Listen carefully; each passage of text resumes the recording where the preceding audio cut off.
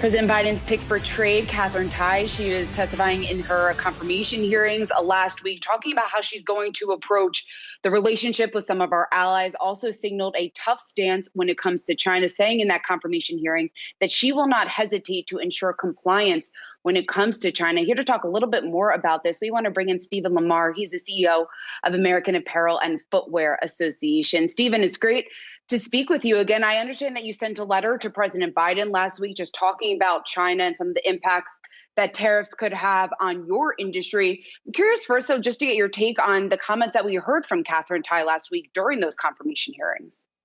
Yeah, well, thank you for having me on, Seana. Look, trade is really important for our industry, for the apparel and footwear industry.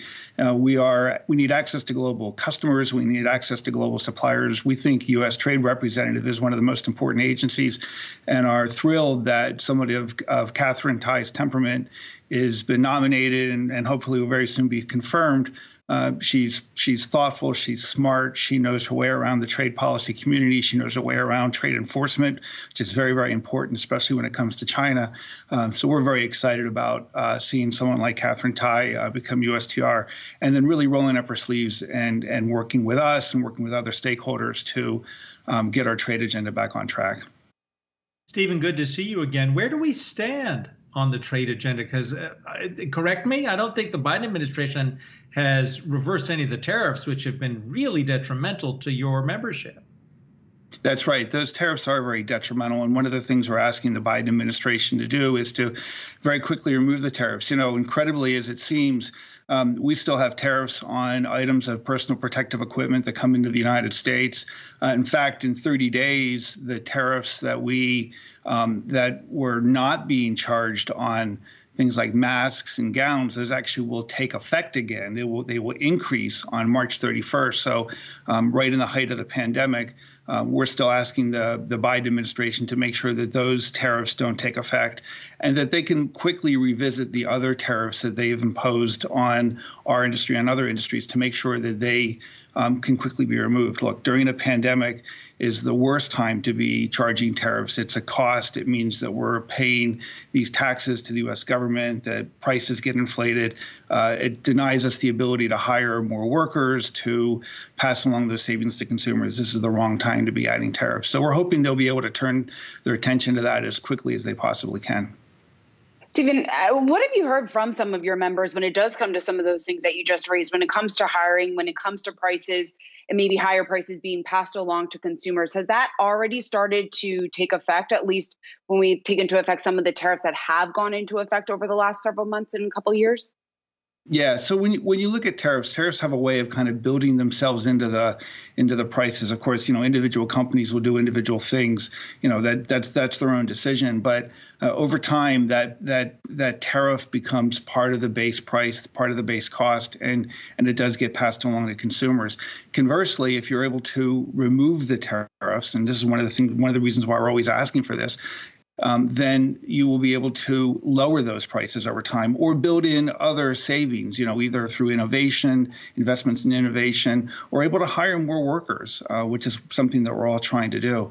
At a time right now during the pandemic, companies are really trying to preserve as much cash as possible because, there's so much uncertainty that's still out there. I mean, we think there's a really good opportunity going forward to make sure that we can get out of the pandemic. But there's so many questions that have to be solved. How well will the vaccine be distributed? Are Americans going to be wearing masks and practicing social distancing more? Will we see the COVID relief packages come through Congress and continue until the economy can sustain itself? Once all those questions get answered, then we might have a lot more certainty so we can plan to go forward. But right now, cash is king. People are trying to save onto those revenues. And if you have to pay those tariffs, those are revenues that you can't afford to give up.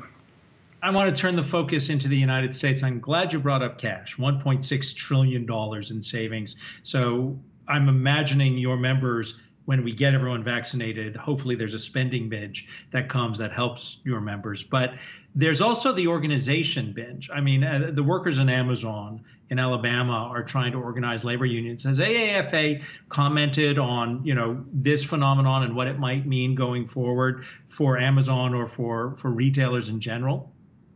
We haven't commented on that, but we are actively looking at what we're seeing is this possible spending binge to get people, back out into the stores. Look, there's been a lot of activity where people have been shopping online, they've been shopping in the stores. There's been an increasing effort to integrate the online and the brick and mortar experience.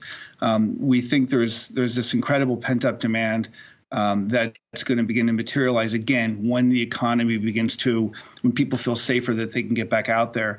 There's a closet fatigue. People want to freshen up their wardrobe right now, and once that can happen in a more safe way, again, when the vaccines are out there in larger age groups and there's more vaccines available, the Johnson & Johnson vaccine now, which is only a one-shot vaccine, that should relieve some of the pressure.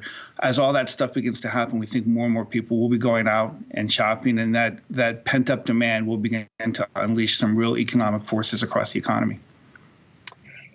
Stephen, when you're talking with your members, you mentioned the fact that hopefully this $1.9 trillion stimulus bill, hopefully that will lead people to spend a little bit more, especially when we get those direct stimulus payments. But what do your members specifically need from Congress? Do they need additional help at this point, considering that we're a year into the pandemic and like you were laying out, there's still so many uncertainties ahead?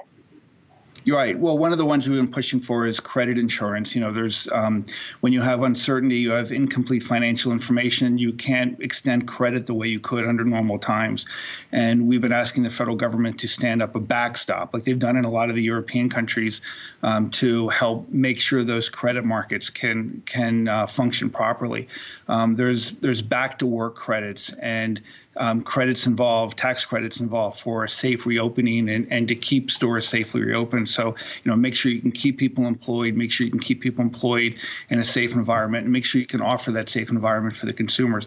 These are all the kinds of things that we're asking to be included in COVID packages. Some of them are in this one. There were some in the last one. We imagine there'll probably be another COVID package that will come along. And to the extent that things aren't included now, we'll ask for them to be included in the next ones coming up.